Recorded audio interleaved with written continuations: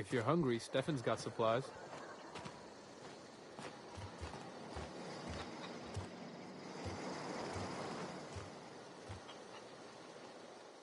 Zoe says she fought her way out of a marauder camp with her own bare hands.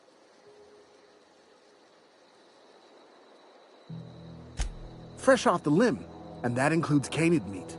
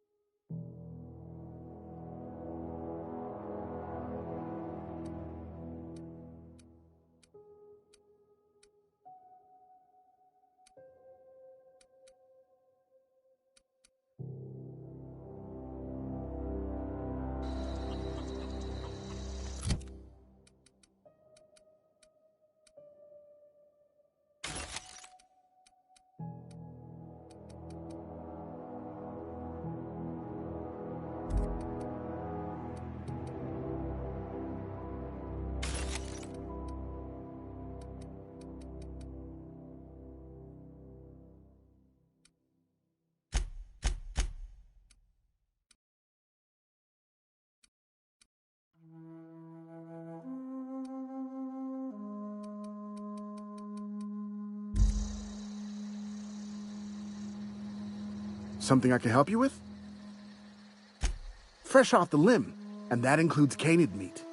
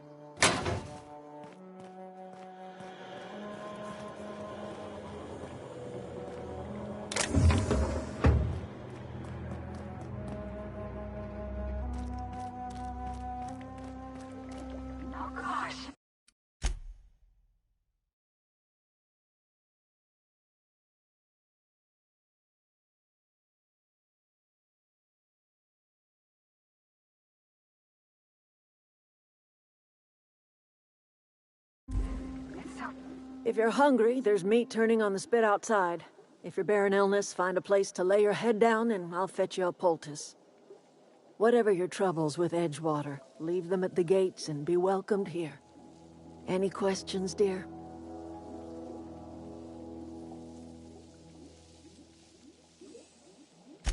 I have been called that, among other things. Green Thumb, grandmother, the strange old lady who keeps flowers. But yes, Adelaide will do just fine. Excuse me, Miss McDevitt? Sorry, it's just... You got such pretty trees in here. Why, thank you. You're Robert's girl, aren't you? I remember when you were but a sprout. Thomas speaks of you often. Are you staying long?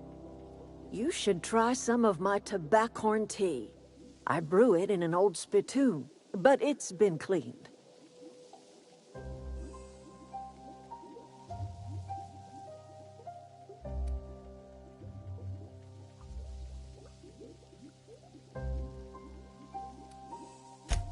Reed Thompson? You here on behalf of that cold-eyed reptile? Let's hear it. What's Reed's idea of peace, then?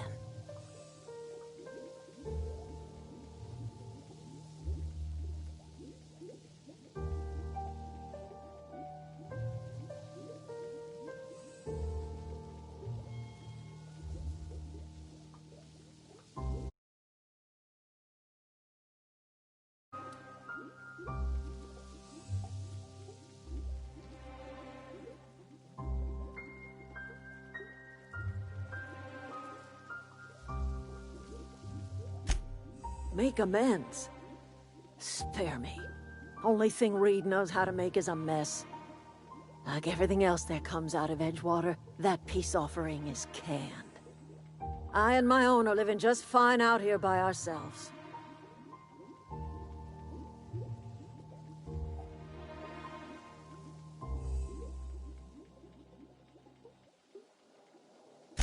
He would do such a thing. The question is, why would you agree to his plans?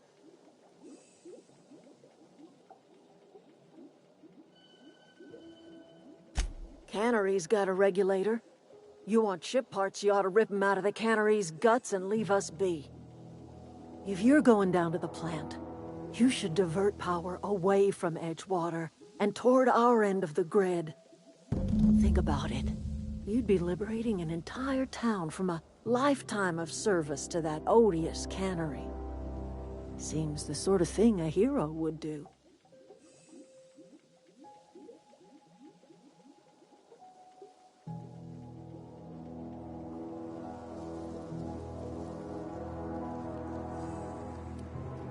You've seen that miserable excuse for a town with your own lamps. Hollowed-out workers laboring their lives away at the cannery, living off whatever scraps Spacer's Choice throws them. You know that's true, don't you, Ms. Holcomb? Your father died of overwork. His heart gave out. He was tired all the time, sure, but he was old, ma'am, and he raised me all by his lonesome. Look what they did to this child. Lost her family to the company, and still she defends them.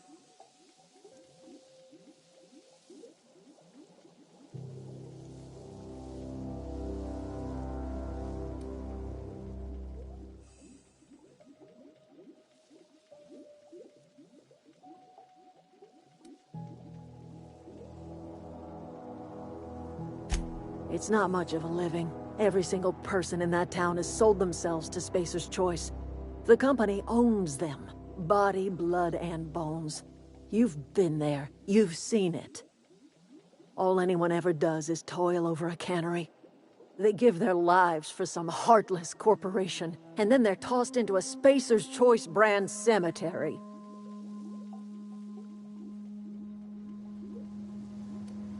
Life in Edgewater grinds to a halt. The cannery shuts down, workers desert in droves, and our own little camp grows and thrives.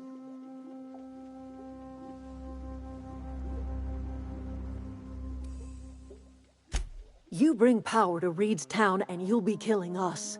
Reed knows it. He's counting on it.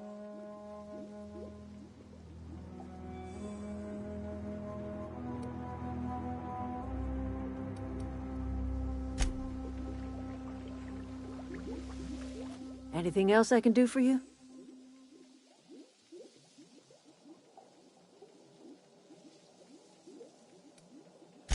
I am getting old, you know. These two lamps of mine are not as bright as they once were. Or I might have seen you for what you are. My dear, we are all visitors in a momentary universe. Our lives flicker in and out like the guttering of a flame. Here now, then gone.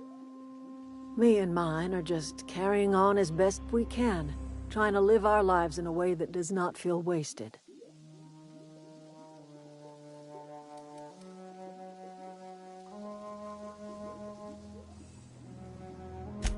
A little prattling never hurt anyone, dear. You might even catch a little sense, if you listen close enough. I can't stop you from conducting your business down at the plant. I just want you to know that if you take our power away, you will have brought an end to our way of life.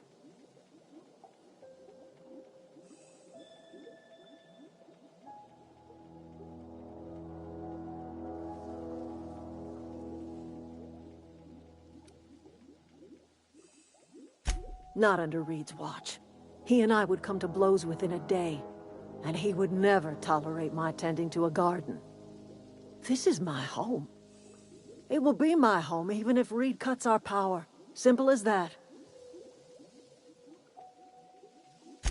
If you think Reed does anything in good faith, then you are asking to be lied to. That's because Reed was my boss. I was the cannery's one and only flavor specialist, you see. Remember that limited run of white chocolate saltuna? That was all me.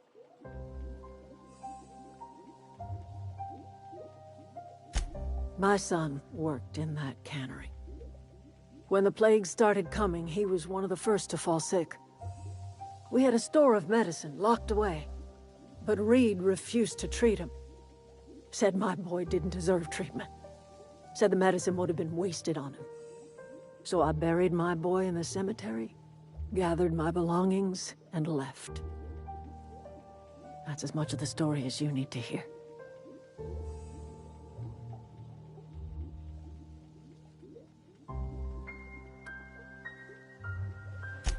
A fish rots from the head down. I do not blame the town. I blame the leader.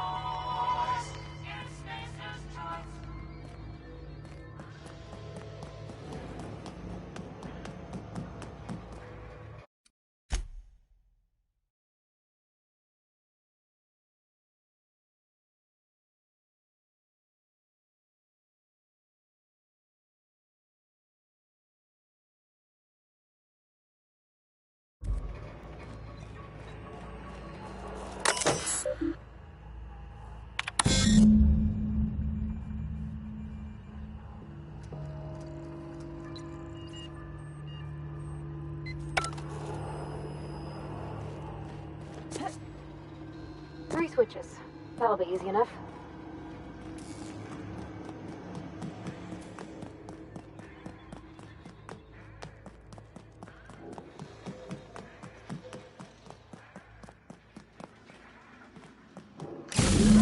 Two more. What'll happen to Miss McDevitt's folk if we send power to the Veil?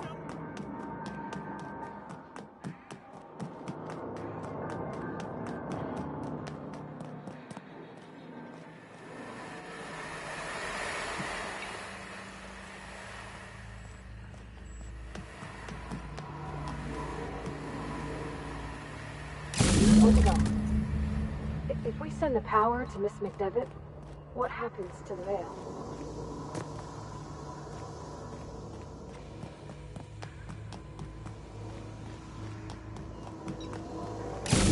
Last. I'm not sure what the ride is. All I know is the decision's final.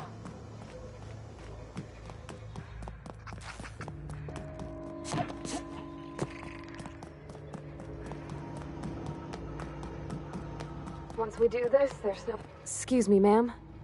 Look, I know you want your power regulator and all, but I just gotta ask you, do you understand what you're about to do? I don't think you should cut off Edgewater's power. I think it would be cruel. I'm sorry. That just sort of came out all at once. Edgewater's hurting.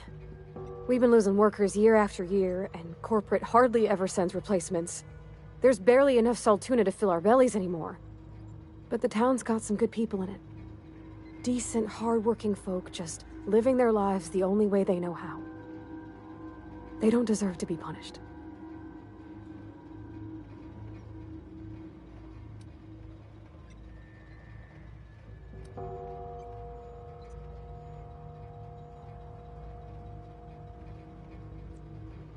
Miss McDevitt's built something beautiful. Somehow, she's talked the ground into giving life again. It's plain to see she's made the Vale a better place. Fed the hungry, tended the sick. Gave a home to those that had none. But Miss McDevitt delights in Edgewater's suffering. She wants to hurt the town. Do you really want to be party to that kind of hatred? Well, that sure sounds like Mr. Thompson. If he was standing here, I imagine he'd remind us of how we're all one big, happy Spacer's Choice family. In Mr. Thompson's eyes, those deserters are still part of the Spacer's Choice family. The family must work together in order to survive. I hate to say it, but I think Mr. Thompson's got a point. Unless those deserters come back, Edgewater's as good as dead. Cutting off their power might be the only way. Sorry, I didn't mean to babble on like that. I felt like I had to say something.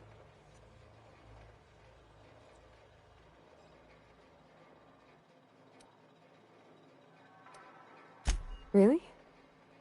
I mean, wow. Thanks. No one's ever told me those words in that order.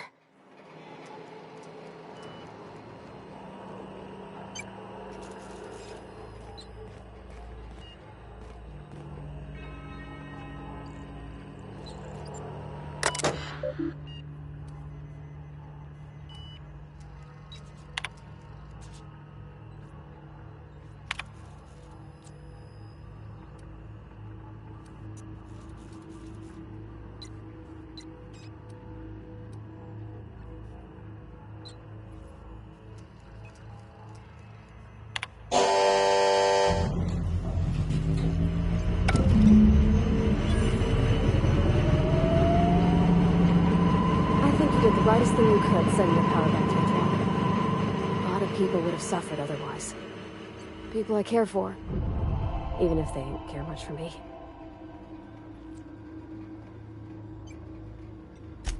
That's on account of how I never met her.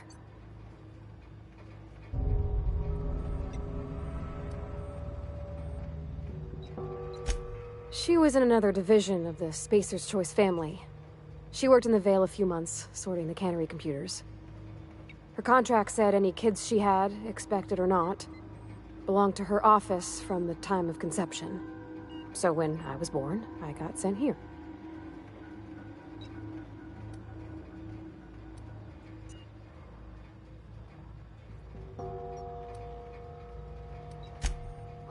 I don't know about normal. Dad said she worked under some kind of special contract. It's sensible. Dad just fixed machines. She did some kind of crazy math, high-level stuff. Better to raise me on his time than hers.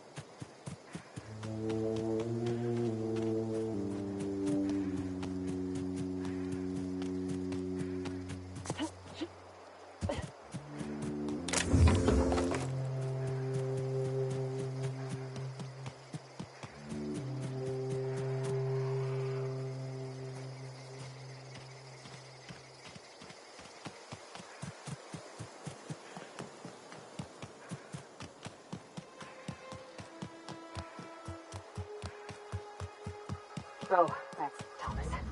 He used to follow me around before he left the cannery. What happened? Sprat fell into a transformer again? One of us want to go see what happened? I don't know what you did to talk some sense into Zoe, but I appreciate it.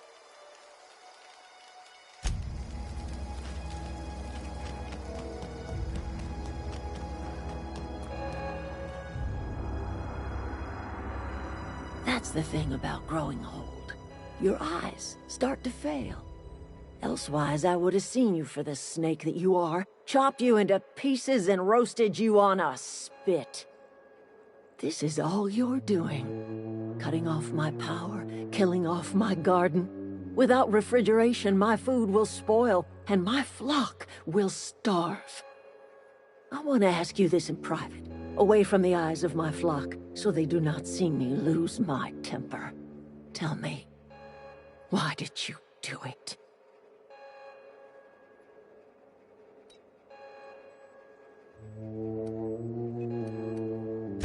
You want my flock wasting their lives in that cannery? Fine. Go and talk to them. Go talk to Grace and Thomas. Look them in the eye and tell them their life here is over, and the only thing left to do is go back to Edgewater. This is now your responsibility. And you tell Reed Thompson that I will never return to Edgewater. I would rather die among my flowers than live under his management.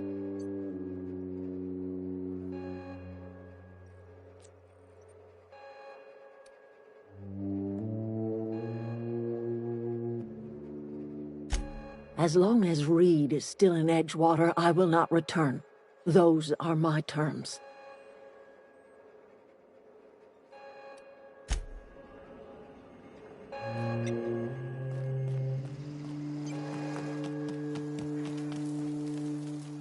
Everybody keeps staring at me. It's not my fault the power's dead. Whoa, Miss Parvati. You're, what, how are you? Hi. Hello.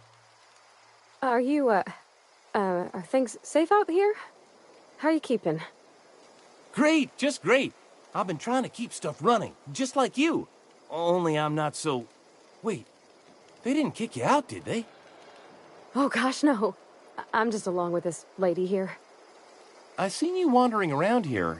You don't look like you're coming from town.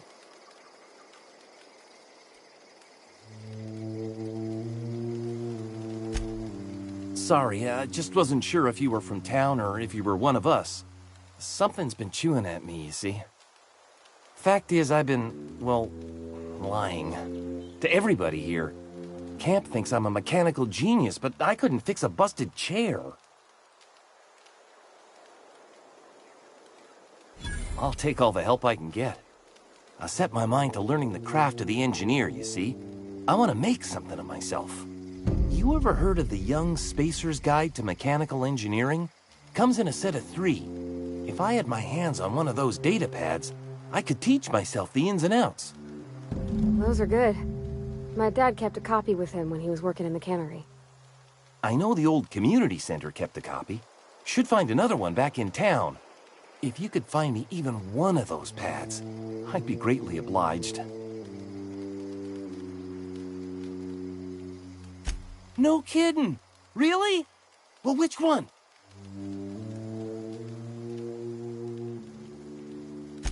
Ain't that just ironical? If I'd worked a little longer back at the cannery, I might have found this myself. I appreciate you going through all that trouble. In fact, I put aside something special, on the off chance that somebody'd search out those data pads for me.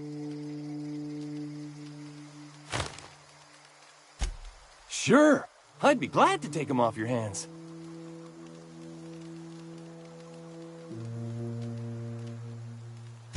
I've been thinking about going back.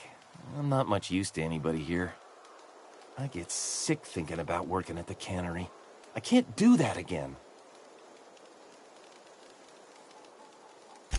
You know something? I think you're right. The town could use another engineer, and I'm on my way to becoming one. I could do a lot of good in Edgewater. Maybe even keep a garage of my own with a little workbench and my very own toolbox. It's just... Adelaide's never gonna forgive me. Not in 100 years. I go crawling back to my old life in Edgewater, and I'm as good as dead to her.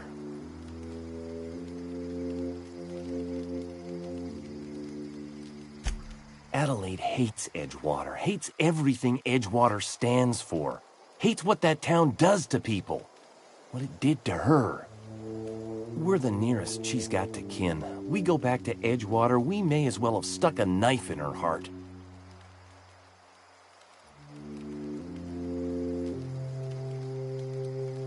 You know where to find me.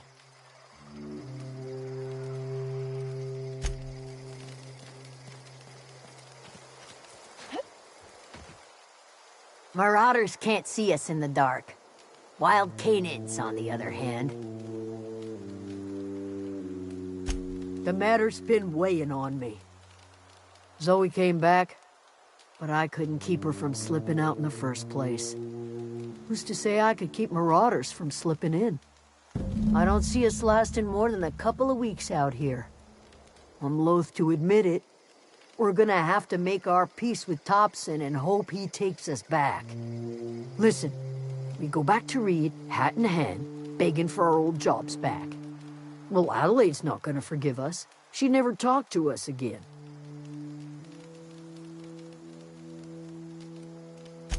Edgewater's not just a town to Adelaide.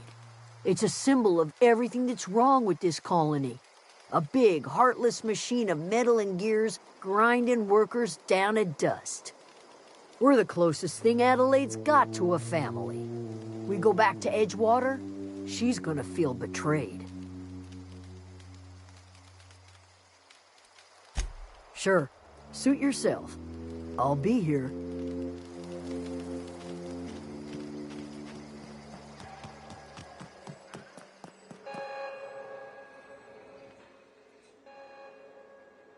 Look at that. The snake's come back.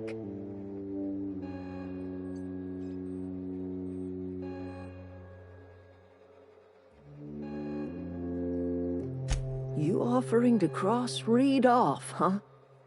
This some sort of twisted reparation for what you've done? Or you just looking for a chance to sow some chaos? Kill Reed if you must, or talk him into leaving if you can. He and I are not sharing the same four walls together.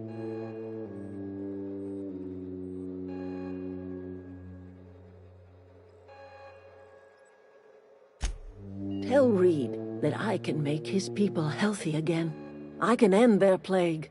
Start a new garden right in the cannery. 3 square meals for every man and woman in Edgewater. Tell him how I've made the Vale bloom again. The soil has whispered its secrets to me, and I alone know how to breathe life back into the earth. The secret is human corpses. I've been grinding them up in my fertilizer for years. Marauder, worker, don't matter much to me. The human body is rich with nutrients.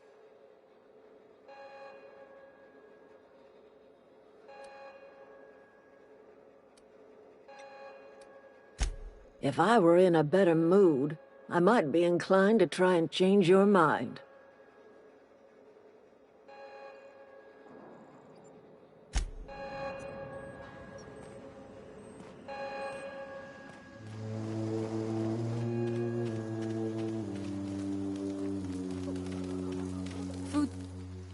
I'm not in the lightest of humors right now.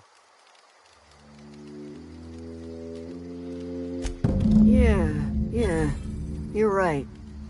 And I suspect Reed's learned his lesson by now. Might even be willing to talk terms with us. Hey, Thomas, gather up your personals and we'll go talk to Reed together. This is all happening so fast. Give me a little time to give this place a proper goodbye, yeah? If you find any more of those manuals, I'll be in Edgewater. If you see Reed, let him know we're coming back.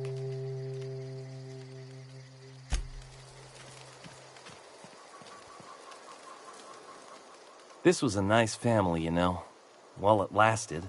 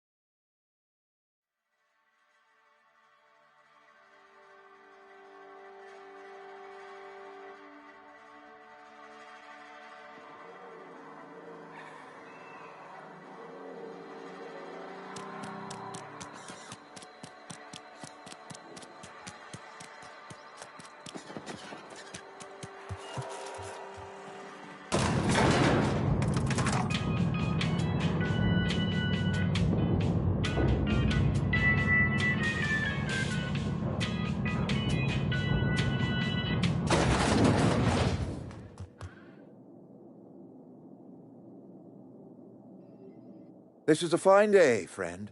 Power flows through our town like a cool stream of water. I trust Adelaide's people have seen their way to reason. So, when can I expect them back at their posts?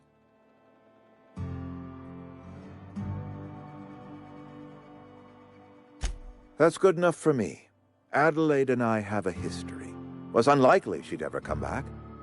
But hope springs eternal. We are in your debt. I am authorizing you for a discount on all official Spacer's Choice products, courtesy of the people of Edgewater. By all means.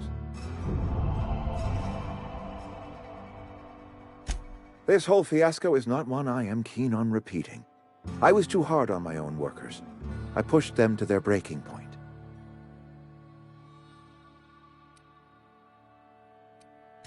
With more hands at the cannery, I expect productivity will rise. I expect we'll grow. And I expect I can ask corporate to send us some more medicine. We'll survive, one way or another.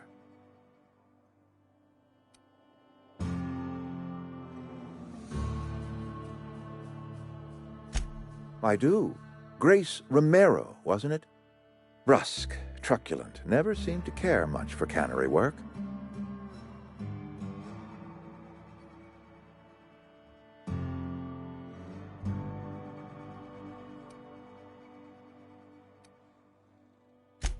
Protecting a camp from marauders is no small task. I'll see to fitting her out in a guard's uniform. Thomas Kemp? I remember him. Had to write him up for daydreaming a few too many times.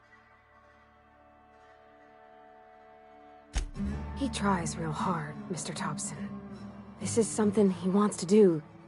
That'll make him twice as good. I will give him a chance to impress me. If he knows his way around a toolbox, I may have a place for him in the Holcomb workshop.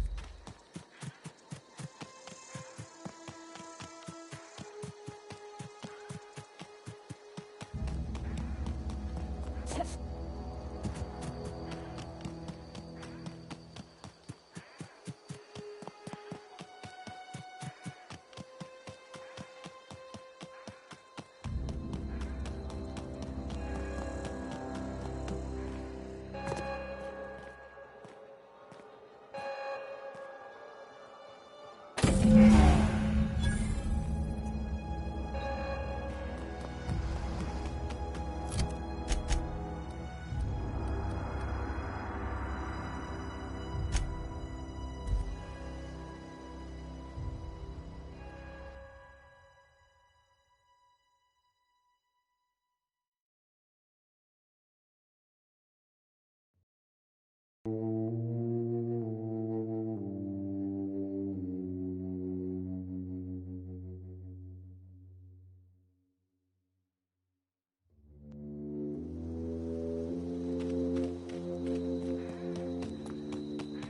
this your ship?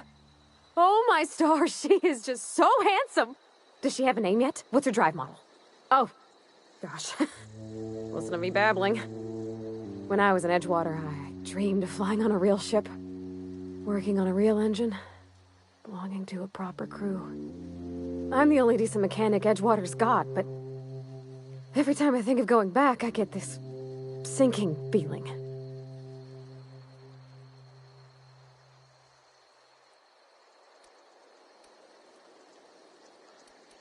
Well, it's kind of you to say that. And you're right. I wasn't happy. I want to ask you something, and you can say no. But can I come with you? I could tend to your engine. I know my G-valves for my catalyzers, and I can keep your ship singing.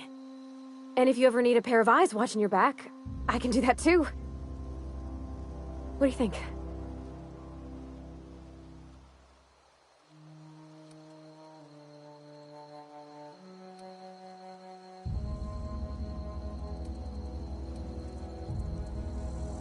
Yes! I mean, thanks. You won't regret this, ma'am. Captain. I can call you Captain now. Ha! I got a captain.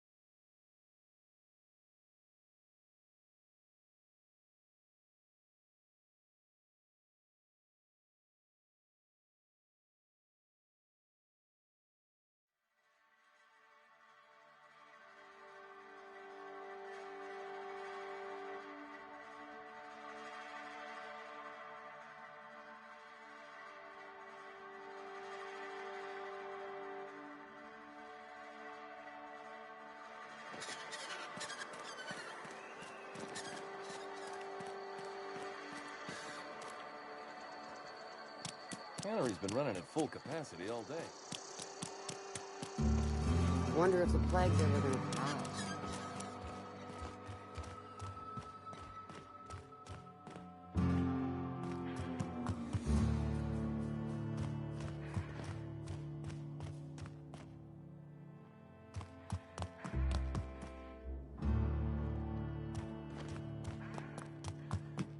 Hey there, Mary. Don't see you round here too often. Oh, I just came to talk to the vicar is all. None of us are above confessionals. What have you got to confess?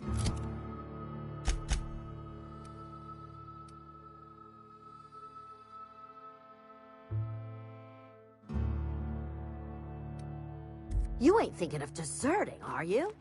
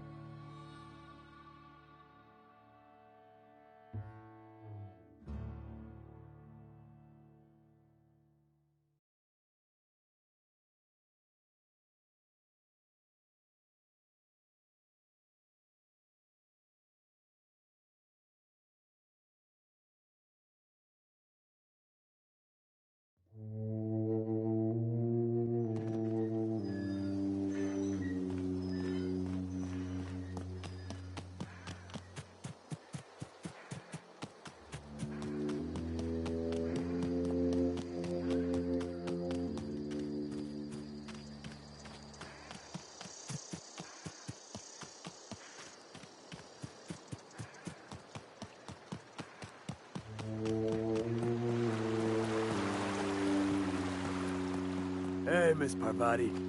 Don't go ambling out in those hills. That's marauder territory, friend.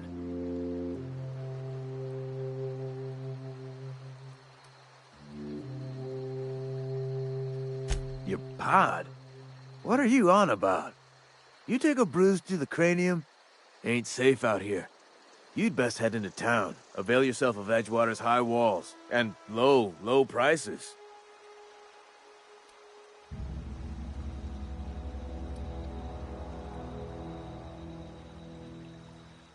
Pleased to make your acquaintanceship.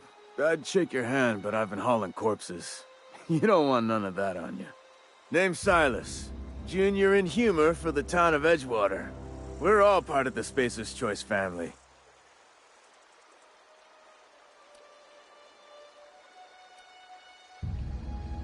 Got a knack for being discreet-like? There's money to be made, long as you keep your nose clean. Edgewater is a company town, board-owned and operated. That includes the cemetery. None of us own our grave sites, we rent them from the company. Renting means money. Money means paperwork. Paperwork means signatures.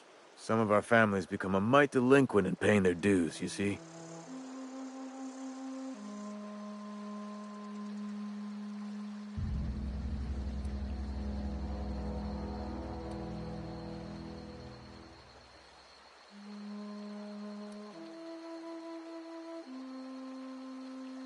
Company policy. If it was up to me, I'd put the whole town 10 feet under, free of charge.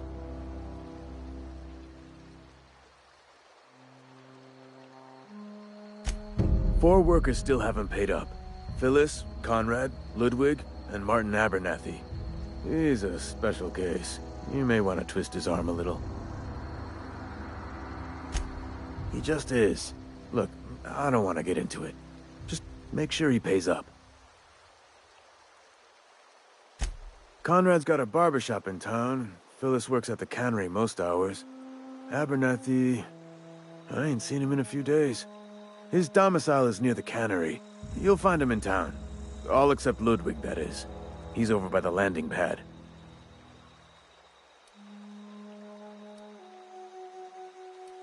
Yeah?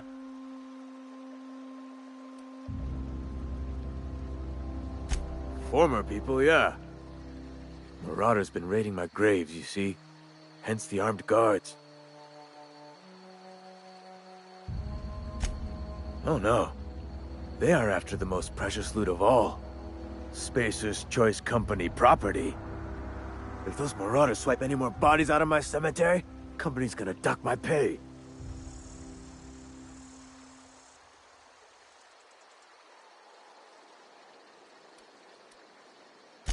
You could look at it that way, I suppose. You could look at us and say, those Edgewater saps lost near every soul to plague. But you'd be wrong.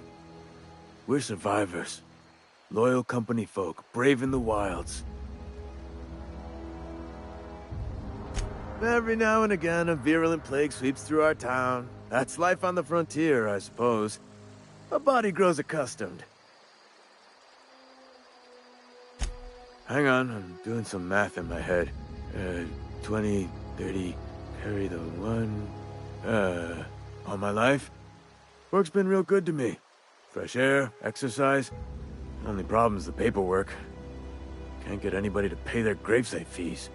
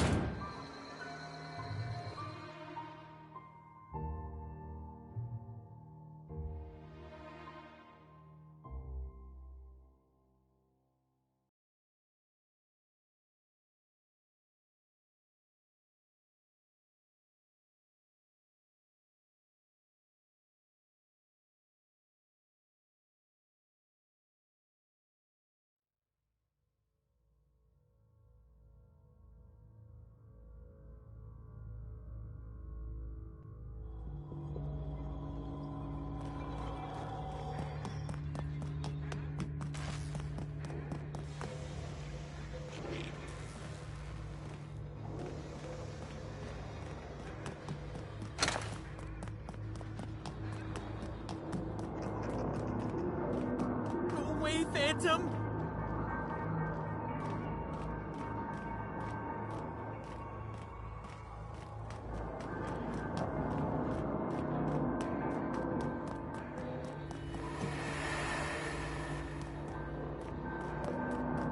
No, just leave me alone!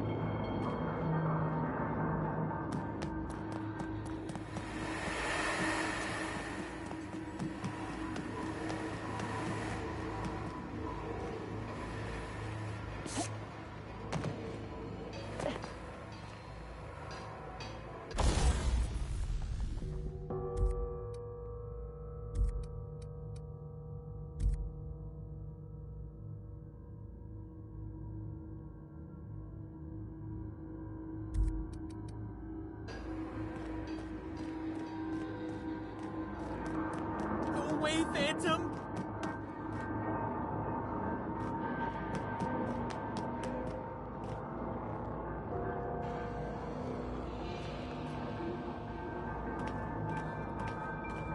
No, just leave me alone!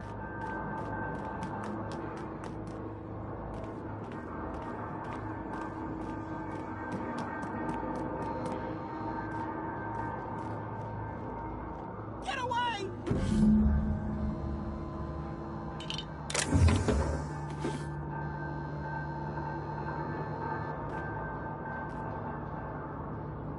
You're not real! You're not real! Get away from me, Phantom! Shoot! Scram!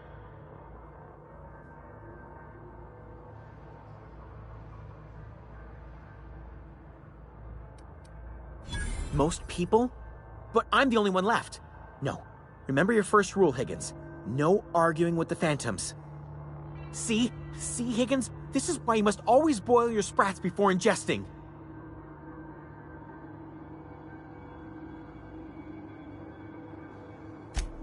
Of course. Do excuse me.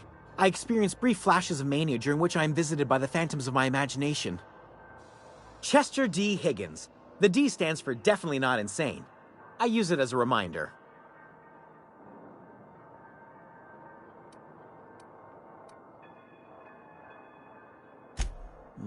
Hard to say. By my reckoning, Higgins has been here somewhere between 2 weeks and forever. My recollection's a touch fuzzy these days.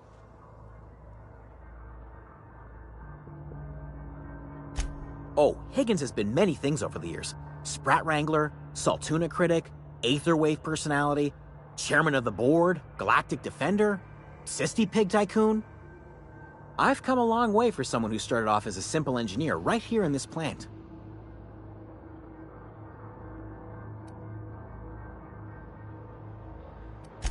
I specialized in automechanicals, drones, sentries, repaired them, maintained, upgraded, did it all from my old workroom just over in the next section.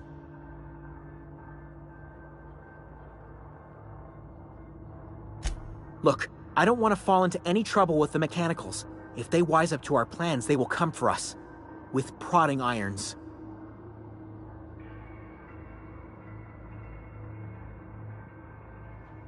You know, you remind me of myself back when I was an intergalactic adventurer.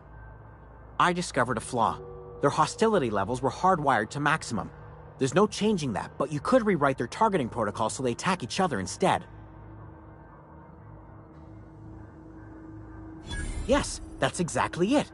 I see you're also versed in the noble art of mechanical engineering. There's a behavior control terminal in the other room. It should have options to change how the mechanicals act, including whom they shoot at. Oh, that reminds me. You'll need my passcode to access the behavior control terminal. Here, let me just write it down for you. The tail. Definitely start with the tail. If you're feeling adventurous, the ears are a particular delicacy.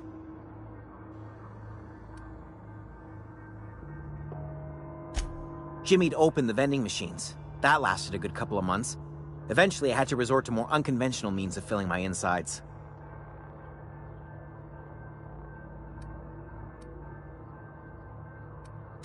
Braised. Boiled, charred, skewered.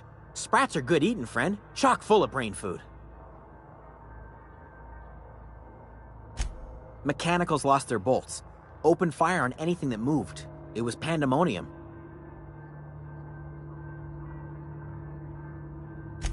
I was on cleaning duty at the time. My old boss had me scrubbing pipes when the killing started. So, as usual, I missed out.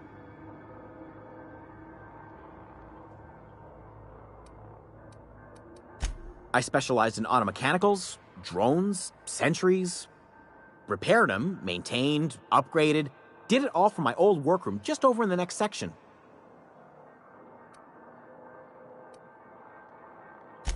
Oh, before. Definitely before. Sissy Pig Tycoonery was the apex of my long and storied career.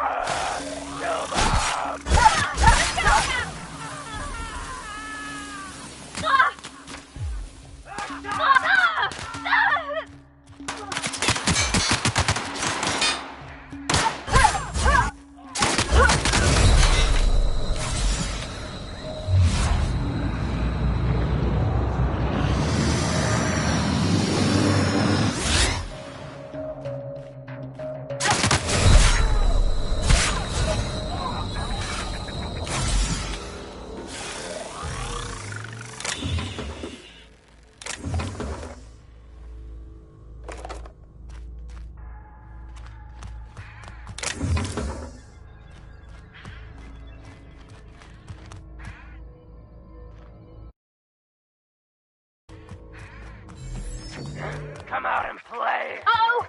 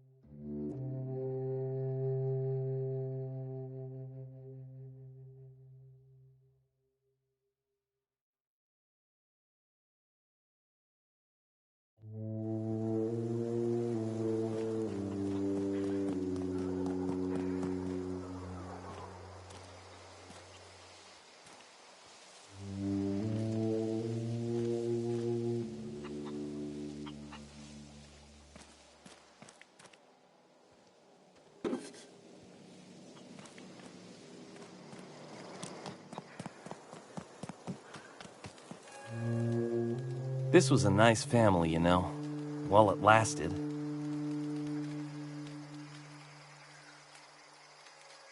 No kidding! Really? Well, which one? Look at that! Building a computing machine out of Spectrum potatoes, a primer. I'm just glad it survived all these years. 2 whole data pads? Be still my beating heart. Oh, almost forgot your payment.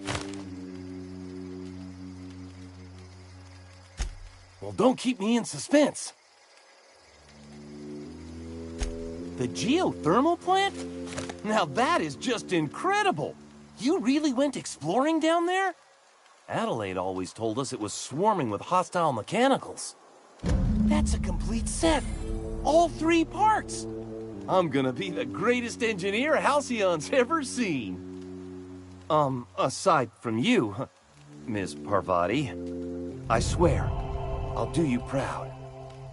I'm glad we could help, Thomas. I've been saving something for you. Just a little contraption I found. Should fit right into your outfit.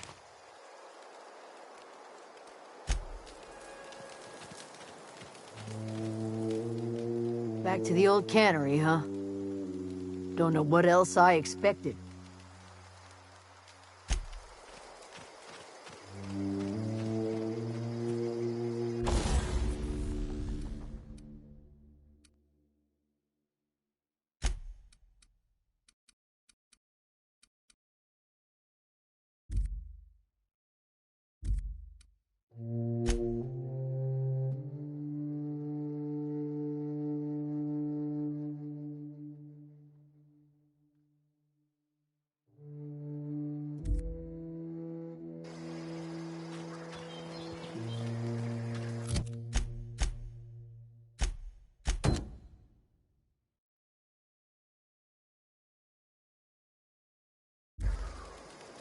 I know.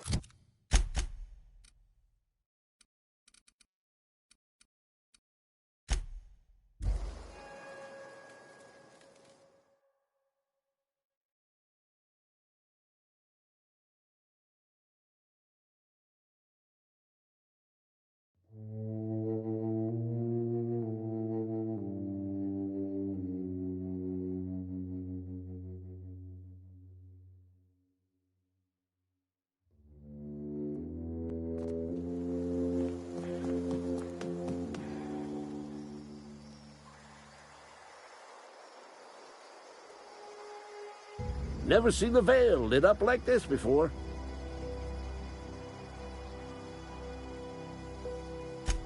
I told Silas I'd pay my dues if he agreed to join the Resistance.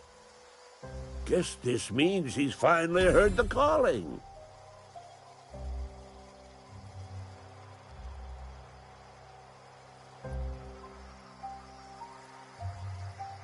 Mechanical repellent! A stroke of inspiration from the law itself. Here, I've been saving up a couple bits for just such a project.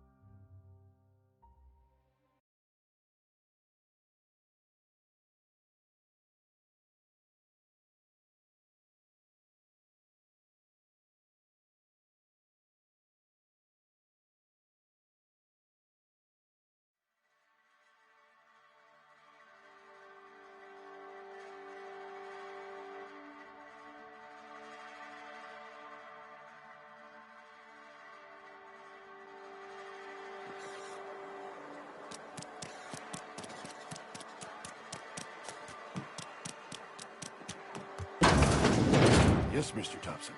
I'm fine, Mr. Thompson. Whoa, did Mr. Thompson send you? Well, you tell Mr. Thompson I'll be right at my post. Tomorrow. Bright and early tomorrow. Because I'm definitely not plagued. As spry as a spring chicken. That's old Abernathy.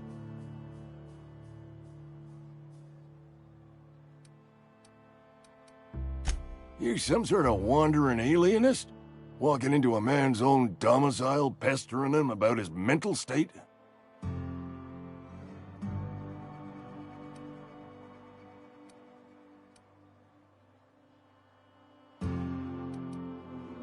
You don't know that. I could have been saying anything. Maybe I said vague. You know how words sound a mite strange when you're sick. Wait, no. Oh, damn it. Okay, listen.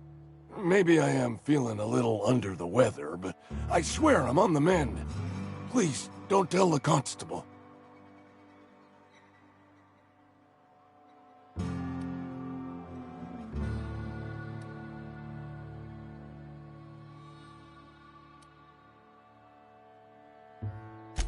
She'll toss me in the sick house. I would have confessed before the good vicar. Get some ablutions for my spirit. Just never found my courage is all. Hey, you're hale and healthy and possibly for hire, ain't you?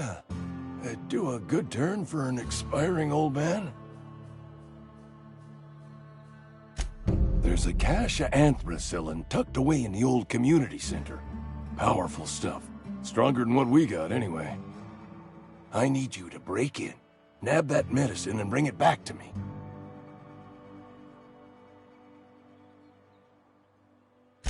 You been there already? And you ain't been ground down into marauder meat? Let's see it. Don't keep us waiting. Sweet life-giving nostrum. The first hit's always the best. Scratched together all the bits I had around the domicile. It ain't as much as you deserve, but it's all I got.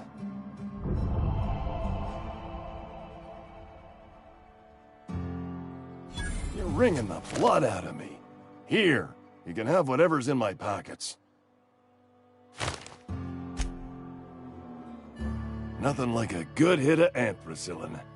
Feels like warm, liquid sunlight running through your veins.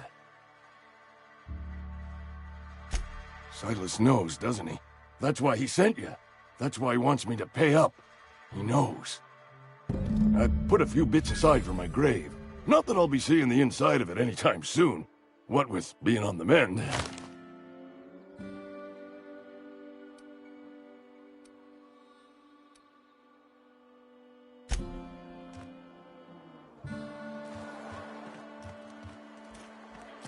friend of mine died a couple of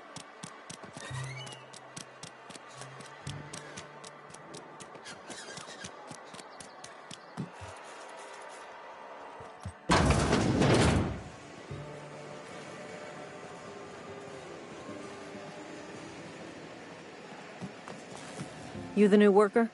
Whatever. Make it quick, Tenderfoot. I'm busy. Foreman Granger, mind those words don't come out of your mouth unless preceded by yes or right away or thank you. Shit. Silas still on about that. Here, take the fees. I'd appreciate it if you didn't tell Reed I was late on my payment. Because they're not my fees and not my gravesite. Guy I worked with shot himself. I paid the bill. If you're not familiar with board law, you ought to be. Law requires delinquent gravesite fees to be paid by the deceased party's closest living relative, which meant me. Shame, though. Eugene was a good worker. Woke up one morning and put a round through his upper story. Can't imagine why. The kid was doing all right at his desk. We all thought he was an upstanding receptionist. Just between the two of us, I'm pretty shocked his weapon didn't misfire. Spacer's Choice handguns aren't the most reliable.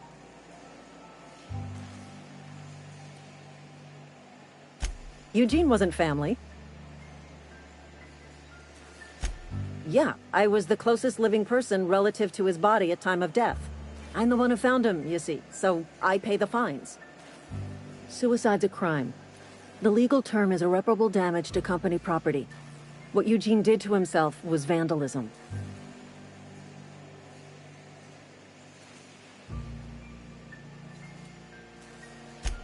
When one of your workers commits a crime, the entire town pays for it.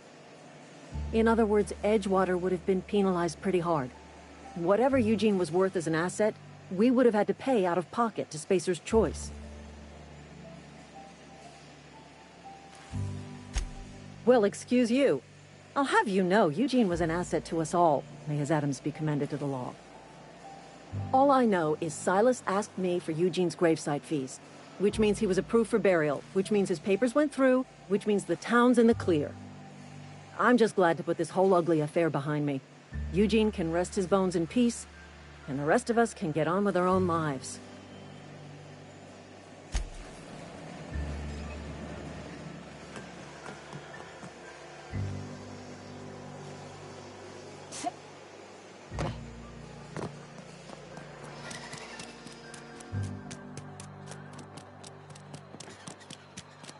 Wonder if the plague's ever gonna... Heard something outside the walls today. Nothing for us outside. You're not a big drinker, are you?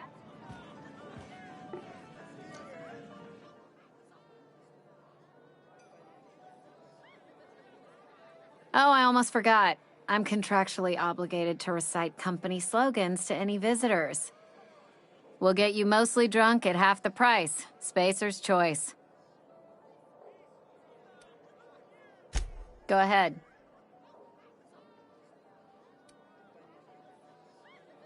Ugh, is this the start of a joke? If you want me to laugh at your jokes, it's a 3-drink minimum.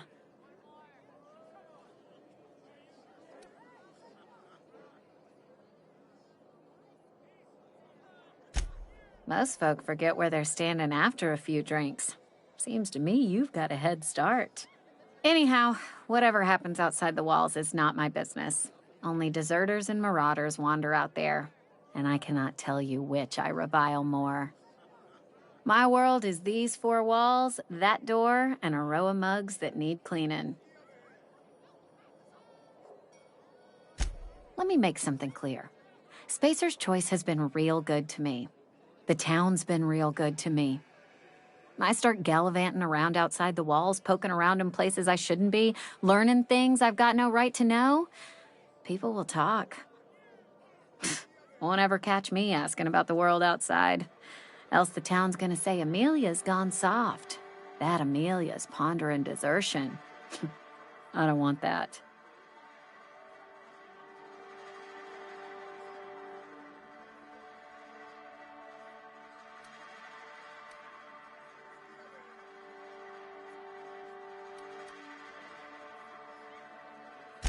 There you go with that thinking again. Didn't anyone ever tell you it's dangerous? I've said enough. People come here to drink their problems away. If they wanted to face their problems, they'd go see our vicar. I don't see how that's any of your business. You're the first to ask after me in some time. I'll give you that. But I don't have a story to share. My family's worked Spacer's Choice for 2 generations, and I've lived in Edgewater just about all my life. Wanted to work in the sciences once upon a time. Would you believe it?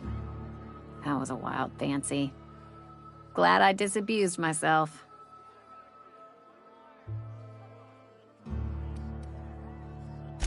What happened, you ask? What always happens when you're dreaming. I woke up. I just didn't have the brains for it. Asked too many questions. Wasn't suited to the work. So I did the right thing and worked the life I was always meant to live. Now that I'm behind a bar, I can ask all the questions I want. Important ones. Like, when are you gonna pay your tab? And would you like another round of cold, refreshing 0G?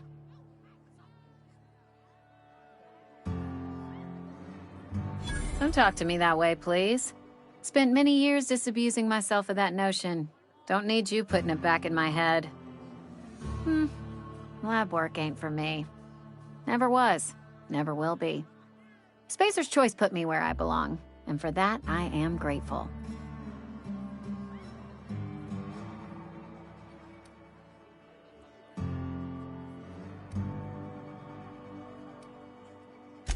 What's wrong with that? It's good, honest work. Pots and pans don't scrub themselves. Glasses don't fill themselves either. Unless you're in Byzantium. I hear everything's automated there. Not that I'll ever find out. They did. They gave me a life. Gave me a purpose. This is where I belong. Not so fast.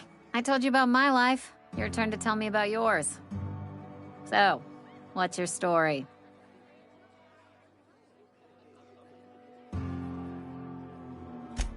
That right? Prove it.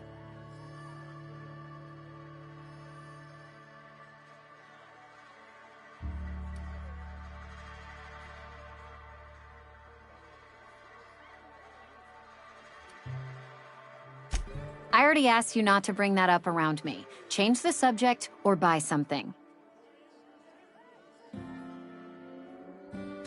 Coming right up.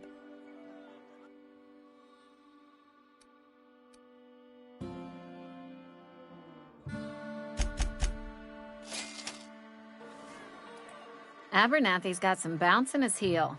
Must have heard some good news. Go ahead. Suppose I did. Ready to talk about it?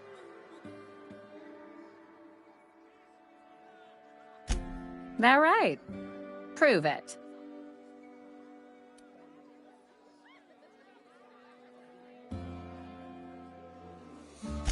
Sounds as if you've been keeping questionable company. Or spinning a tale? You're right. I don't believe you. I'd advise you to keep that story unsaid. Don't want people thinking you're a loon.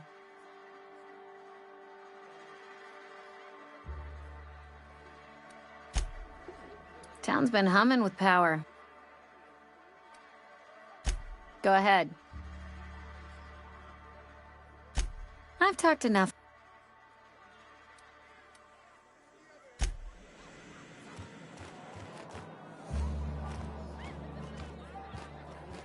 I don't have time for this.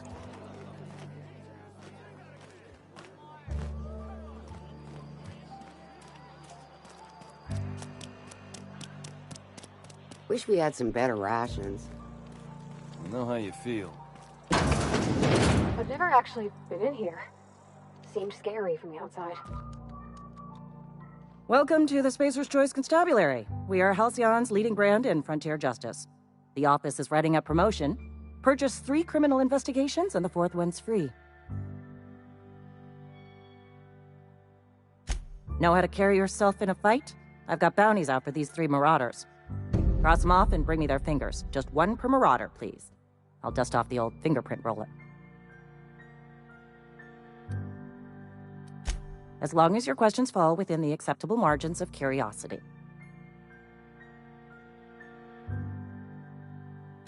His likeness decorates many a wanted poster. Do you have any relevant information about this individual?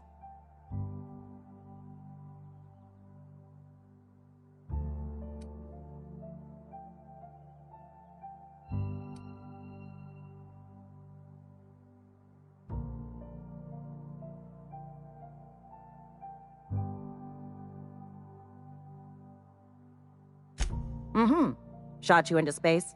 You know, lying to a Spacer's Choice constable is a violation of company policy and punishable by a fine.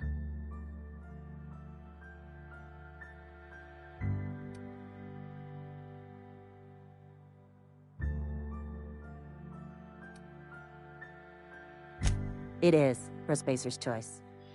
Unfortunately, the arrest of Mr. Wells falls outside my authority. I enforce the company policy of Spacer's Choice in the region of Emerald Vale.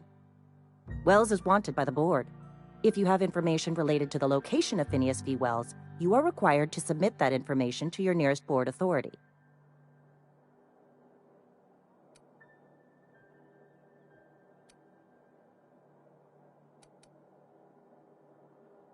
Something to report?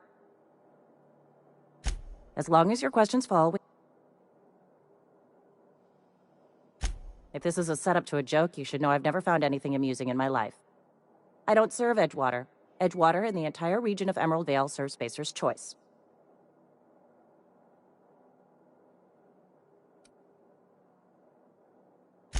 Careful, stranger. Talk like that comes dangerously close to sedition. Spacer's Choice is a wholly owned subsidiary of Universal Defense Logistics, which occupies a seat on the Halcyon Holdings Corporation, also known as the Board. I must admit it bothers me that you don't already know this. Flattery won't get you anywhere with me. The bureaucracy is a noble profession, but not all of us are gifted enough to serve in it.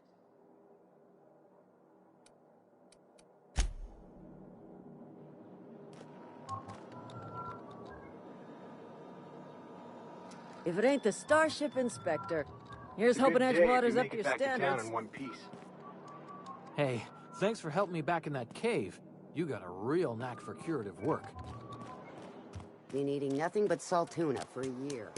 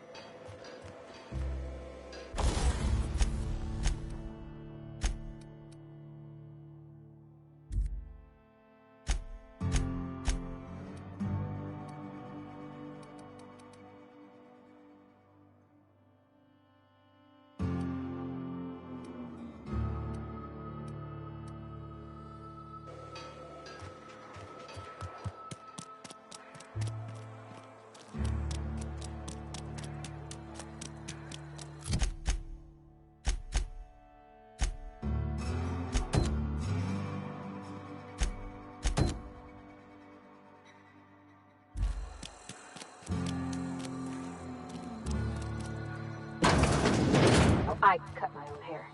But Conrad sells real good disinfectant. Please don't touch anything. Your hands are probably crawling with germs. Physical hygiene recapitulates moral hygiene. Cleanliness is next to lawfulness.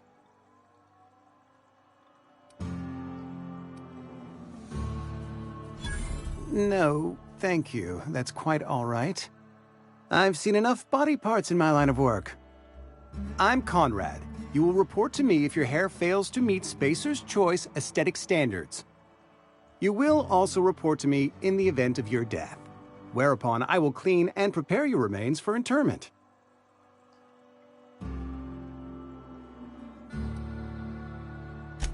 Burial, in the unfortunate event of a fatality. It's what a barber does. We make you presentable.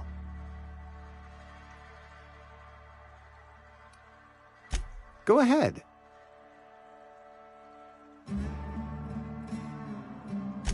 Edgewater has been good to me. I consider myself privileged to work here. I am never wanting for work, not since the plague started.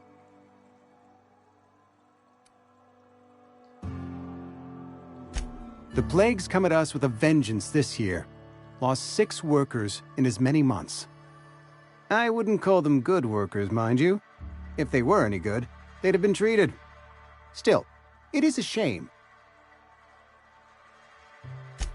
Fever, chills, fatigue, aching, vomiting, an excess of phlegm, a tendency towards belly aching.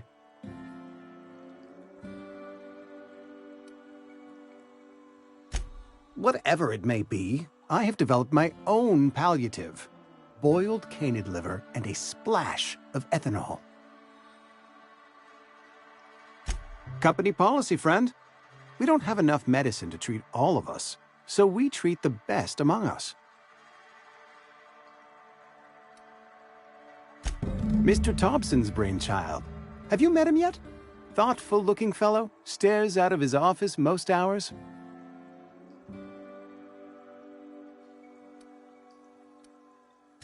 Ah, gravesite fees. Silas and I had talked about this at length. I thought I'd made it clear my pecuniary situation precludes the necessary restitutions. As broke as pie crust, friend. Bitless, indigent, destitute. I simply cannot afford it. I am a blemish on the prosperity of our fair settlement. When I expire, I expect Silas to toss my body into a ditch.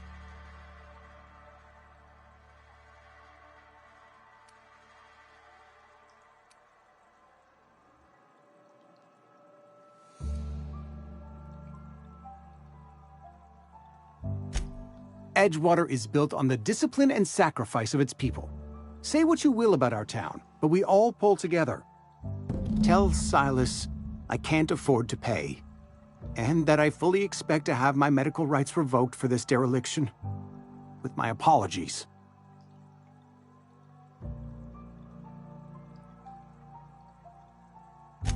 Some time ago, I fell ill with the plague. By the grace of the law, and through my own hard work, I'd proven worthy of treatment. Frankly, I don't imagine I'll earn that right a second time. The barber work hasn't been profitable, you see. I've had to keep this old place running with my own savings. Not a bad idea. But I'd need some kind of collateral. My pair of lucky clippers! No, that won't do. Your idea intrigues me, but I'm afraid I don't have anything to give Silas. I'm open to suggestions.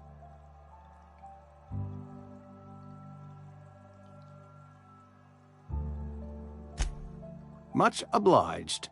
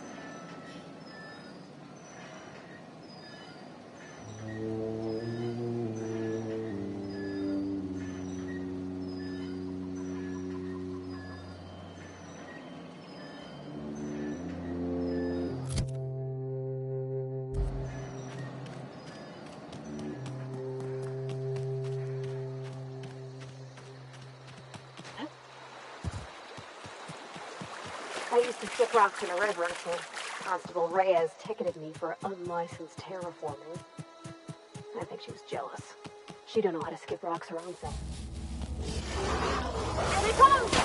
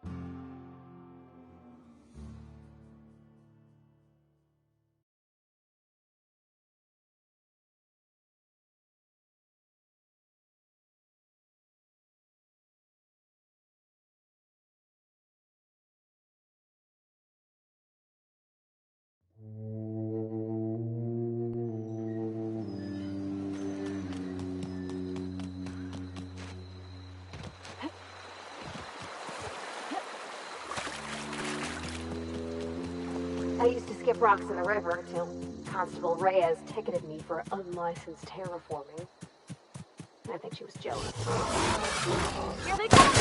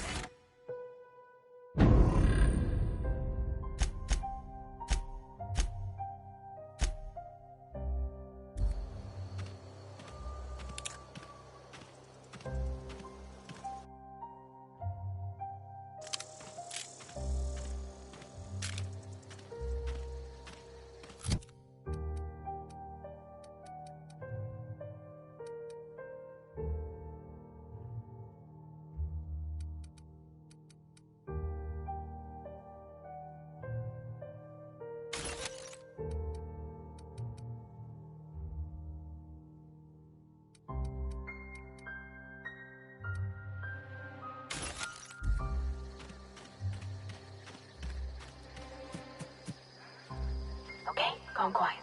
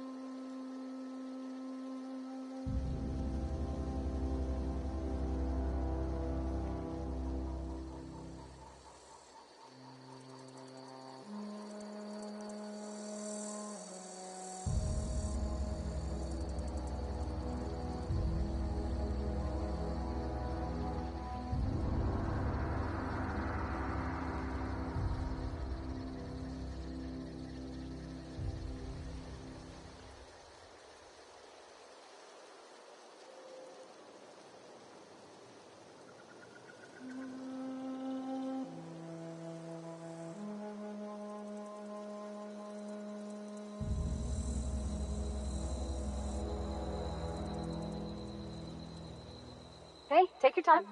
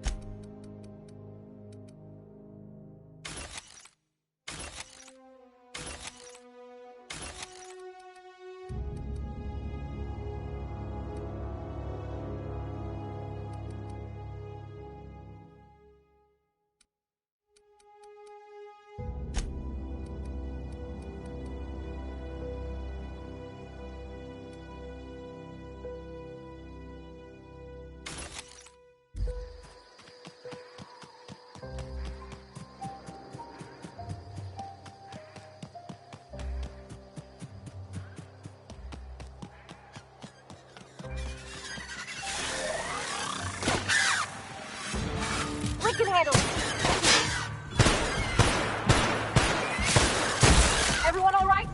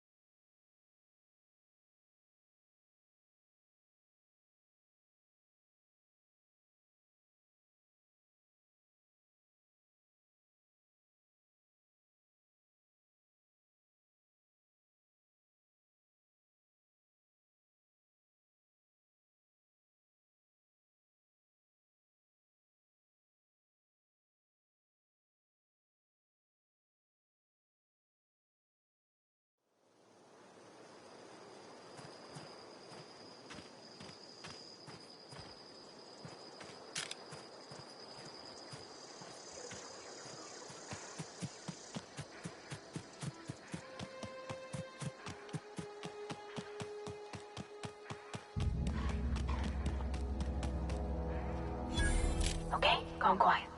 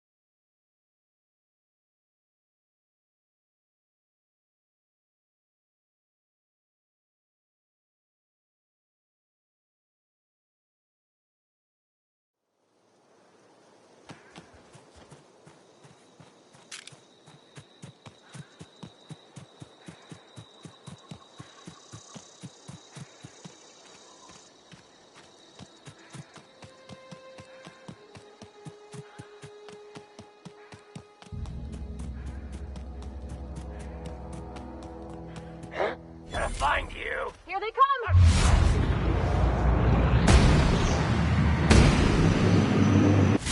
Where'd it go, Cap?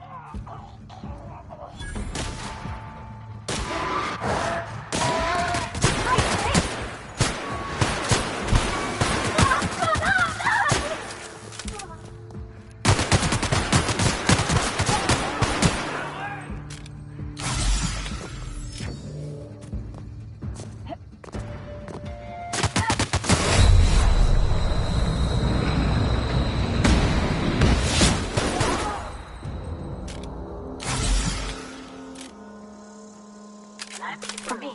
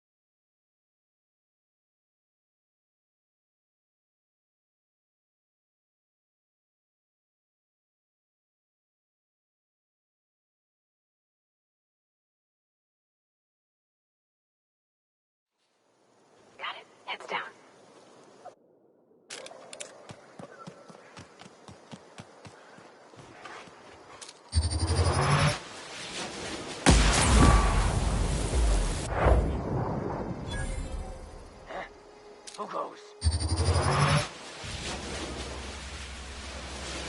Here we go.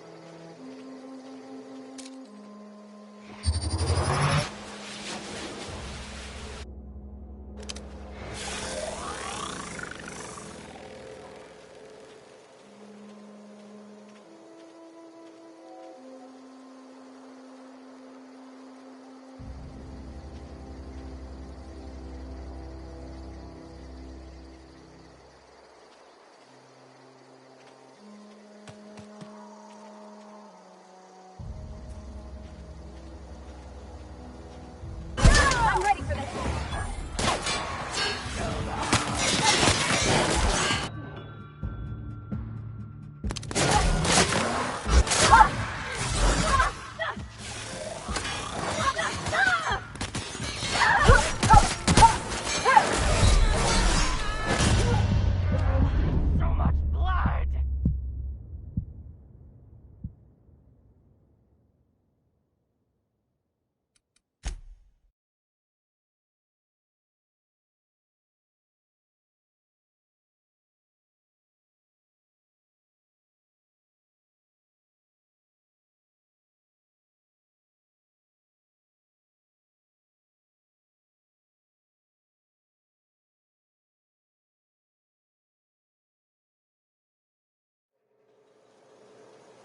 Okay, calm quiet.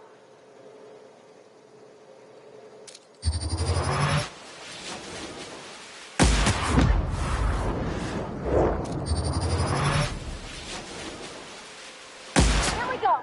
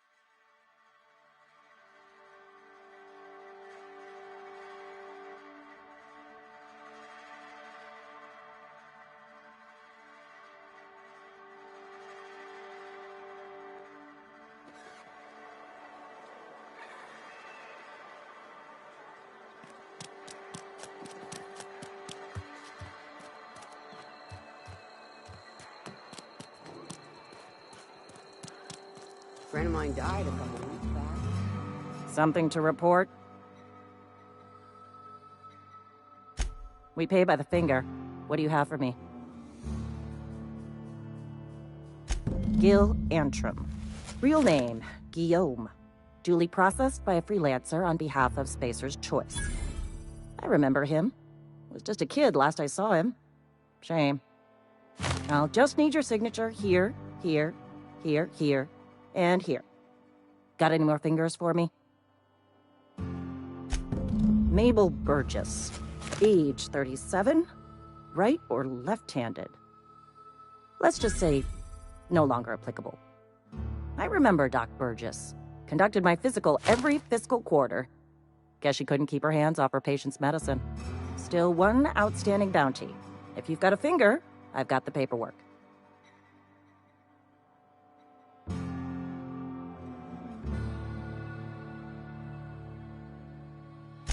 Here we are. Bertie Cotton. Cause of death. Let's just say overwhelming physical trauma. Bert was the local preacher before Max took over. Always was quick to remind us that we all get what we deserve in the end. Well, that's all three. I must remember to requisition some more fingerprint ink.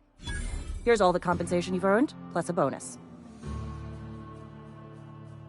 You've done such a bang-up job hunting down our former workers that I thought it only proper to deputize you. Congratulations.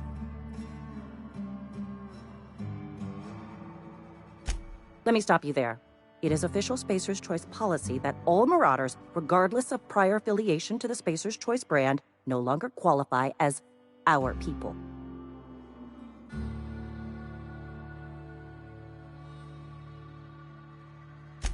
Marauders are folk who lost the will to keep working, wandered out into the wilds and gave into their baser instincts.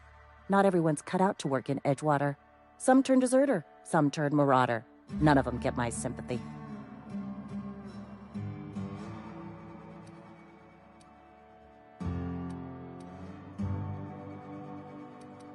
Uh-huh. I recall young Eugene. Good kid. Nice smile. Fussy about his health, though. Took a little too much adrenatime. That'll do a number on your brain matter. Says so right on the warning label. Violent psychosis is a well-documented and legally accounted for side effect of adrenatime. What's on your mind? As long as your questions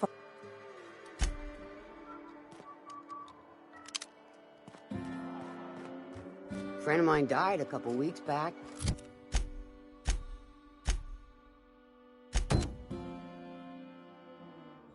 Still ain't past it. Don't let the boss catch you saying that.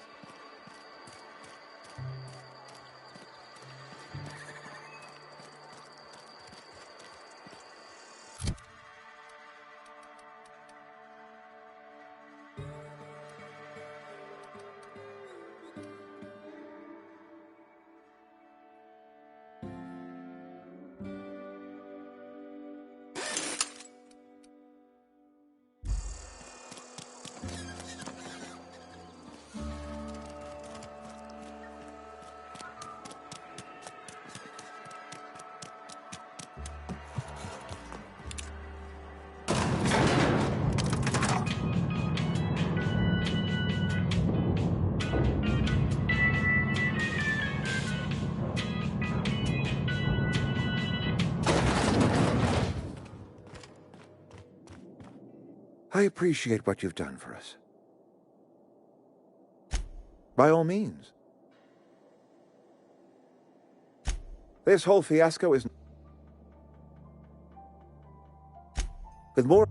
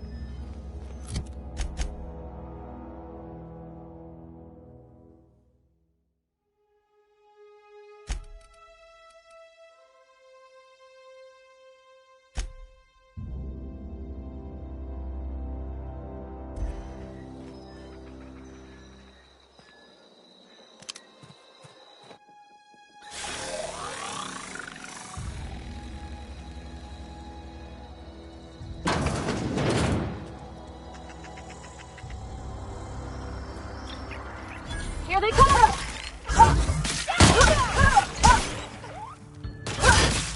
Everyone all right?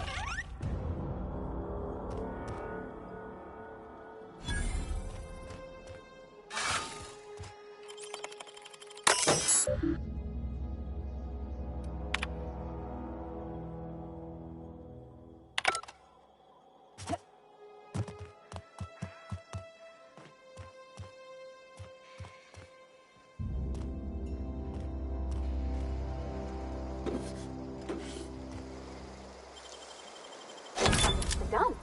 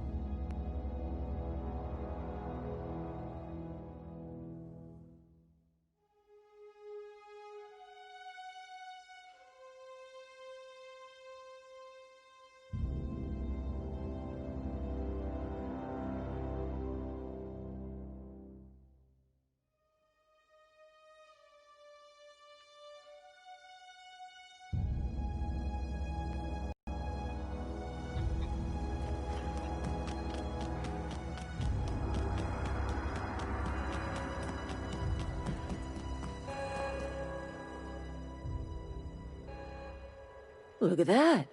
The snake's come back. Good for them. I'm glad. Back to the old cannery with Grace and Thomas and Stefan and all the others. I expected it'd end like this. Lived out here for years all by my lonesome. Only right that I'd die the same way. I expect you've done enough for the Vale. If you don't mind leaving an old lady with her thoughts, I'd be much obliged. It is too late, and I'm tired of talking.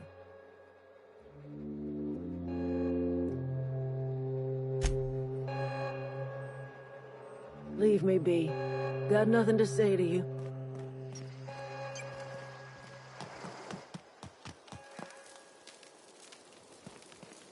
What happened? Sprat fell into a transformer again?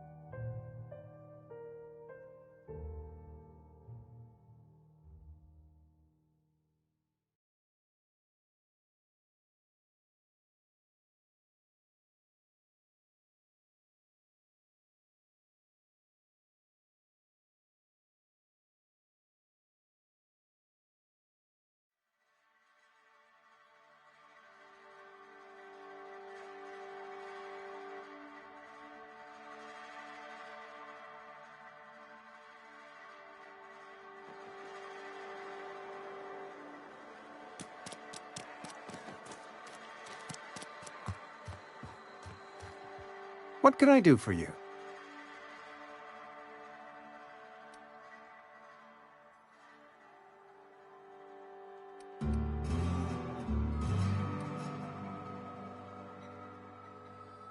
Oh? Am I in the company of a fellow doctor?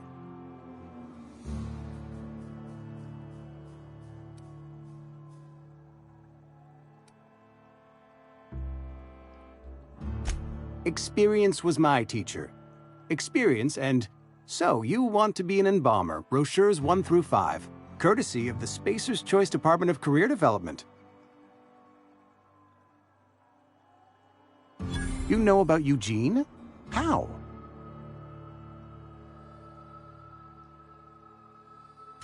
Then, you know Phyllis suggested selling off Eugene's gold teeth.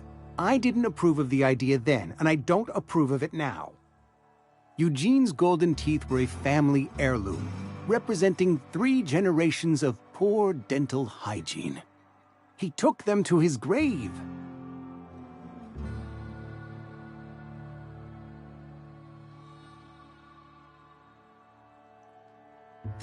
That's unthinkable. Eugene's body and all rare earth minerals contained therein are solely the property of Spacer's Choice. I can't ask Silas to dig up a man's body and pry a few teeth loose from his jaw just to pay my bills. Can I? Are you asking rhetorically? Because if you're being serious... Ugh, gross. Desperate measures, Miss Holcomb. Desperate measures. I'm going to have to ask Silas to dig up those teeth. It's the only way I'm paying my gravesite fees.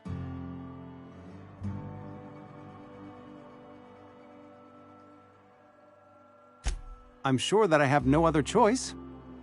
Here you are. Gravesite papers affixed with my signature and an IOU.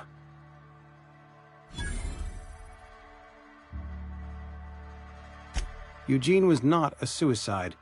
He put a bullet in his brain, yes, but that's largely a technicality. I was the one who prepared Eugene's body for interment. I discovered symptoms of the plague on his corpse, and I discovered medicine in his pocket. Lots of medicine. Eugene overdosed on adrenatime, which is known to cause psychosis and paranoia as possible side effects.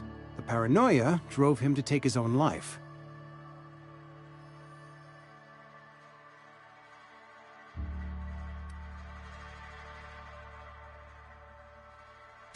We can all thank our lucky stars that young Eugene was hopped up on medication and suffered its predictable side effect. I included it all in my official report. I'd like to think I saved Edgewater a great deal of money. We never could have paid the fines associated with a suicide.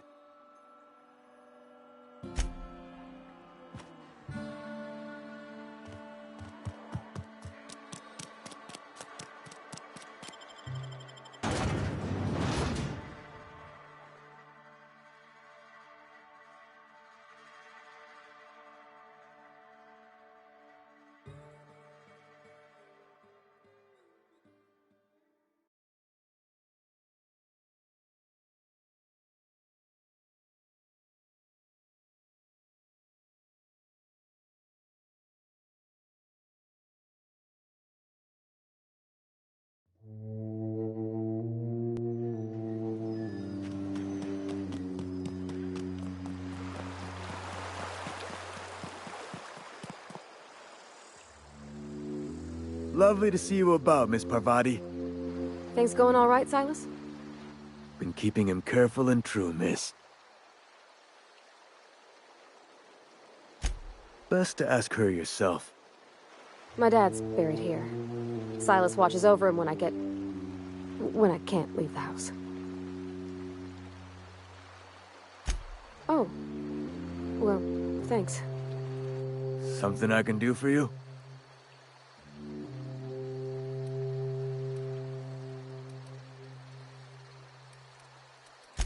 Yeah? What about him?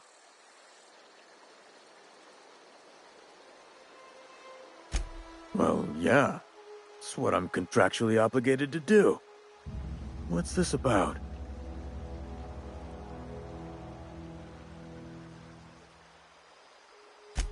Yeah. Funny thing, Eugene's body ain't where it's supposed to be.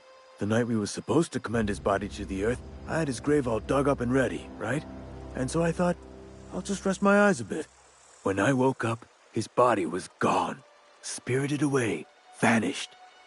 The footprints nearby suggested that Eugene was stolen by marauders. Or he rose from the dead.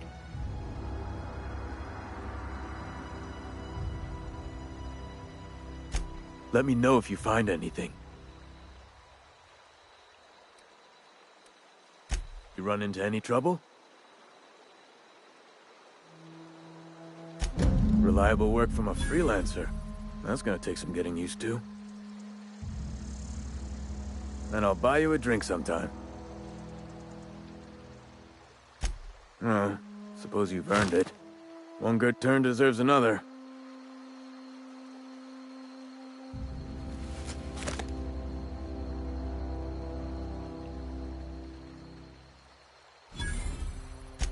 Abernathy was sick? With the plague? That's disgusting. I shook hands with the guy.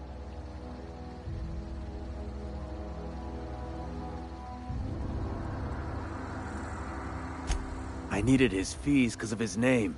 A for Abernathy. He was at the top of my list, you see?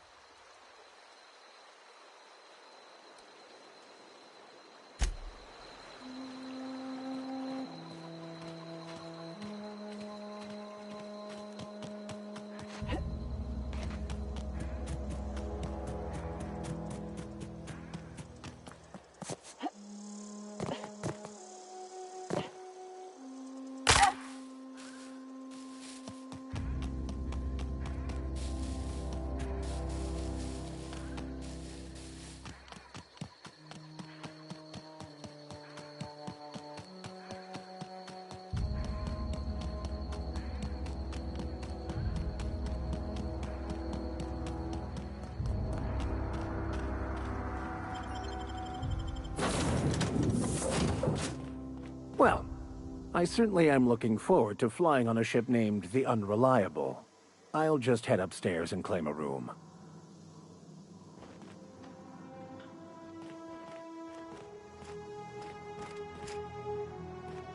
Something you need? He's just interested in fixing stuff. He always used to follow me around, asking me to explain what I was doing. Like a puppy, kinda. I'm just glad he's alive. That he's okay. I mean, when Mr. Thompson said he was fired, we all expected the worst. You mean about the mission being too clean?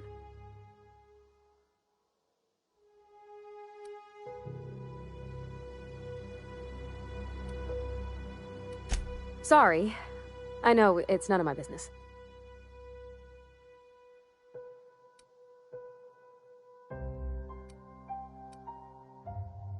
Strong drink makes me sick. And it makes me real sad. I start thinking about things I oughtn't, and then... Well, never mind that. You got better things to think on. Sorry. I'm sorry, I shouldn't have said anything. I know, but Vickers says the universe is a machine, that it runs by law. Real machines have gunked up oil, scratches, and worn bits. You can tell they've seen handling, been used by folk. The machine Vickers sees is one ain't never been run.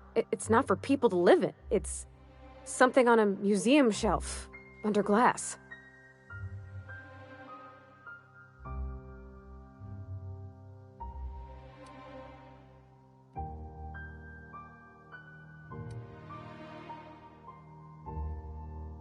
Fixing the universe is a job for somebody way better than the likes of me.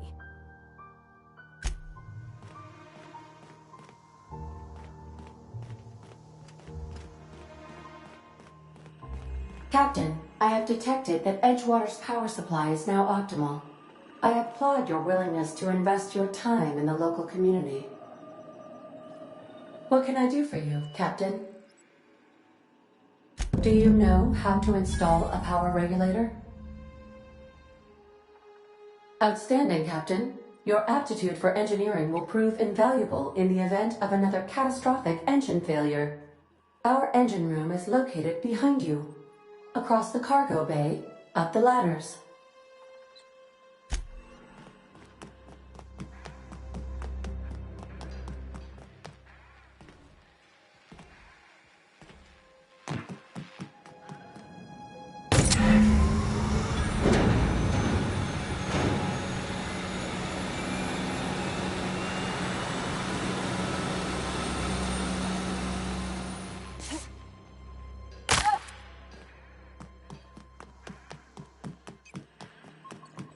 What can I do for you, Captain? All systems are operating within acceptable parameters. I am prepared to bring the Unreliable into low-altitude orbit.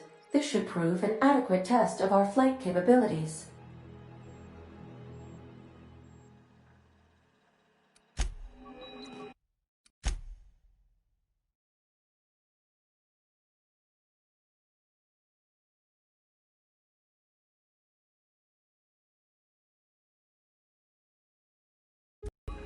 Welcome back, Captain.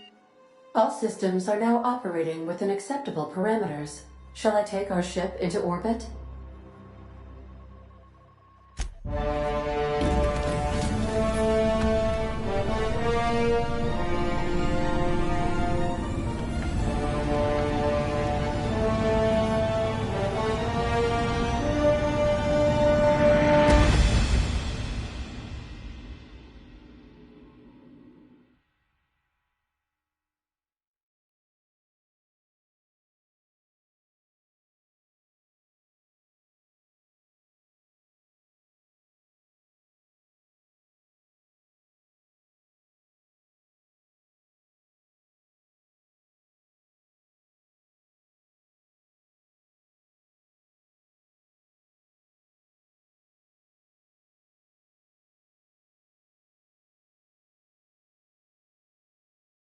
We have received a communication request from Dr. Phineas Wells.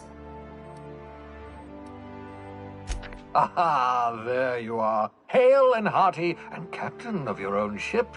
I see you're putting the Unreliable to good use. Shame about her former captain. Horrible way to die. How are you feeling, by the way? I lost track of you in that cave back there. Experiencing any, unnatural drippage? Perfectly normal side effect of thawing, I assure you.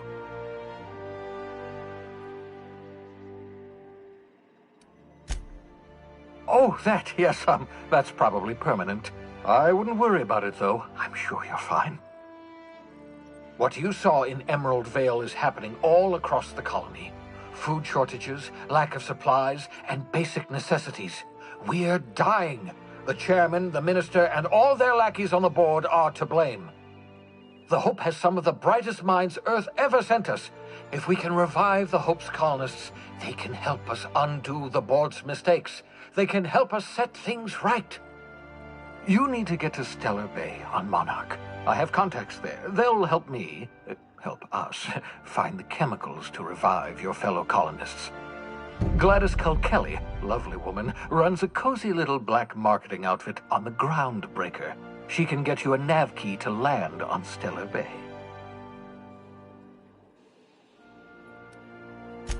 Strictly speaking, Monarch is a moon, terraformed badly, and almost completely lawless. You'll love it.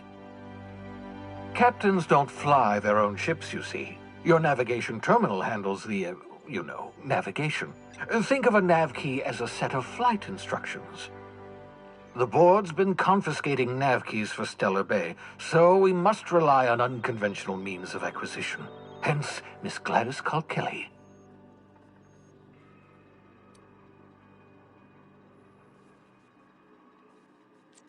Gladys and I have been doing business for years. Her smuggling credentials are unimpeachable. If anyone can get you a key to Monarch, it's her.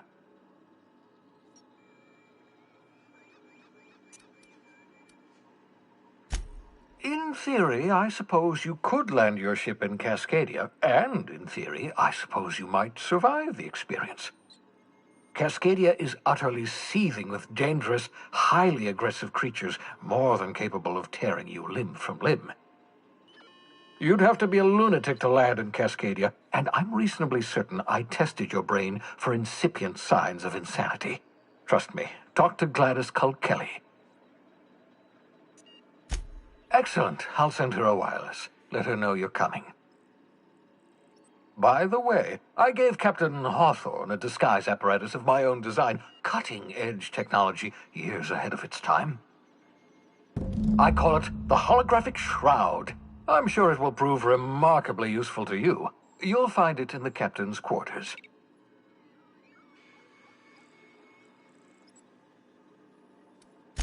Marvelous device. I'm quite proud of myself. The shroud changes the user's appearance to mimic that of another. It has limits, first-generation technology, you see, but promising. Exciting to see it in use at last. Very simply, the holographic shroud uses biometric information contained on standard identity cartridges to generate a holographic projection around you.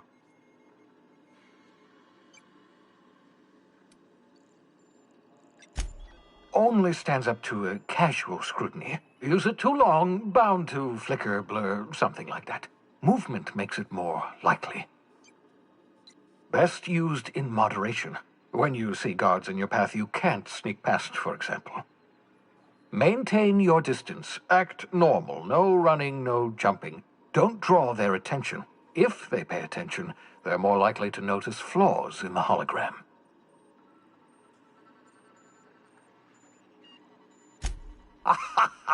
A change of clothes. What is this? Some old spy serial? What inattentive and brainless guard would be fooled by such a shabby disguise? The holographic shroud masks not only your clothes, but your face and fingerprints.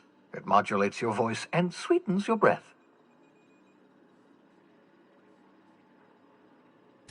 Science, that's how. Excellent. I'll contact you once you've found a way to get to Stellar Bay. If you have any questions, come see me in my lab. And remember, don't trust the board. They'll try to win you over with promises of wealth and power, but it's a lie.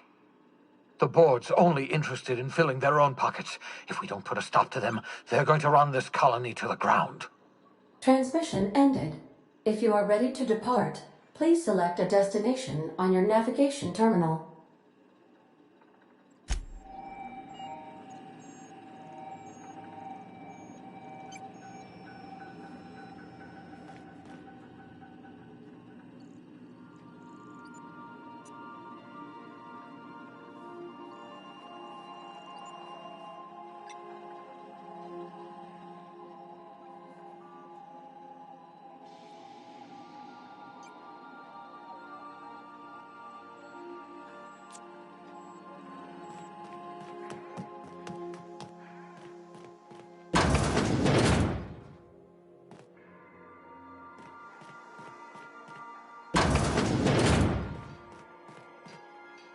Yeah, so this is my hidey spot now. I was looking for a place that was quiet. I figured the kitchen would be louder than the hold, so here I am. Cozy-like, ain't it?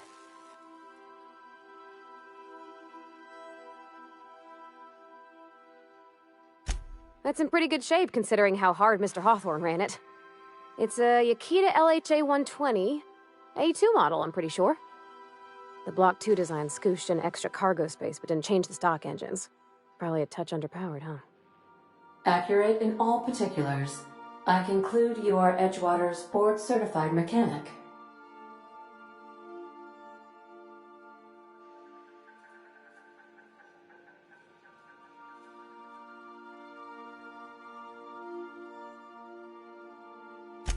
So you're gonna call her it, not she? Though my voice is currently pitched to suggest female, I possess no gender. Any pronoun preferred by the user is acceptable. Hello! I am not a board-certified mechanic, but my dad was. He taught me all he knew. Do you understand? Speech recognition is one of the many skills I have been programmed to simulate. You're not simulating it, you're doing it! I asked a question and you answered it. I am gratified you consider this facsimile convincing.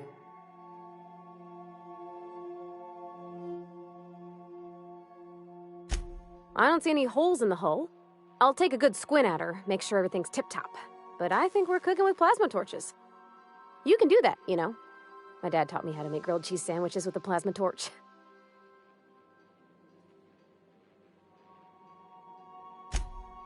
Mostly, yeah. I lived in the maintenance office near all my life. Mr. Thompson never let me forget how funny that was.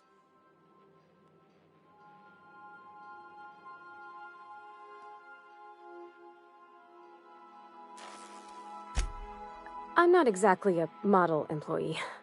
Not like he wanted. The kind that stays quiet and gets the right work done in the right order every day. It's not normal for anyone to do as their parents. You take a vocational test. That decides your schooling and your career. When I tested out for maintenance, everyone figured it was on account of my dad. They were real unhappy with us.